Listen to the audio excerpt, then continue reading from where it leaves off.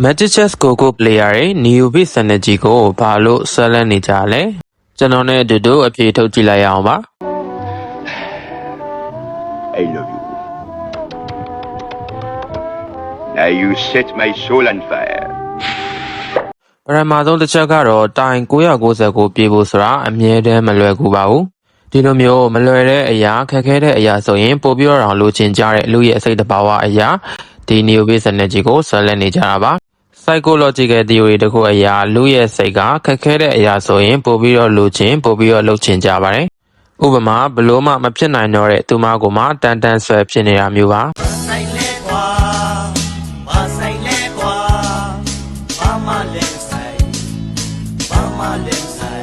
ဒုတိယအချက်ကတော့ Newbie Synergy က999ပြေးဖို့ခက်ခဲတယ်လို့999ဖြစ်ပြီဆိုရင်လည်းရလာတဲ့ reward ကအရန်ကိုတန်မိုးကြီးပါတယ်ပွဲတစ်ပွဲထဲမှာကိုက Newbie 999ဖြစ်ပြီဆိုရင်ကိုကိုနိုင်မဲ့သူမရှိသလောက်ဖြစ်သွားပါပြီအလွယ်ပြောရမယ်ဆိုရင် Newbie 999က Magic Chess Go လောကမှာပါဝါအကြီးဆုံးပါ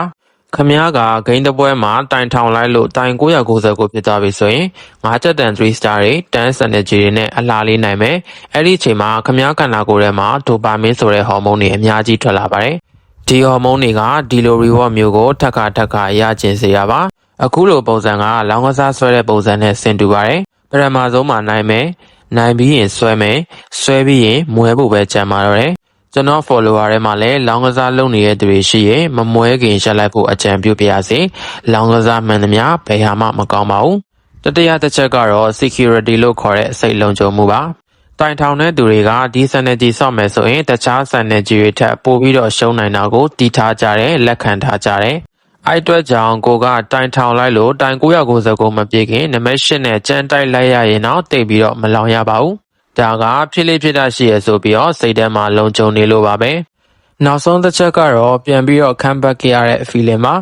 တိုင်ထောင်လို့999ဖြစ်ပြီဆိုရင်အမြဲတမ်းသွေးဖင်ကပ်ပဲကျန်တော့မှာပါဒီလိုသွေးဖင်ကပ်နဲ့သွေးအများကြီးရှိနေတဲ့ player တွေကိုဖြည်းဖြည်းချင်းတီးထုတ်ရတဲ့ feeling ကအရန်ကိုကောင်းပါတယ်ကျွန်တော်ရှေ့မှာပြောထားသလိုတိုင်999ကပါဝါအကြီးဆုံးဖြစ်လို့ဘယ်ကောင်တွေပဲလာမင်းလားဆိုပြီးတော့တီးထုတ်ပြလို့ရပါတယ်ဆိုတော့ကျွန်တော်အခုပြောခဲ့တဲ့အချက်၄ချက်ကြောင့် Newbie Synergy ကိုဆွဲလန်းနေကြတာလားဒါမှမဟုတ်တခြားအကြောင်းရင်းများရှိနေသေးရင် comment မှာဝင်ရောက်ပြောခဲ့ပါဦးခင်ဗျာအားလုံးကိုကျေးဇူးအများကြီးတင်ပါတယ်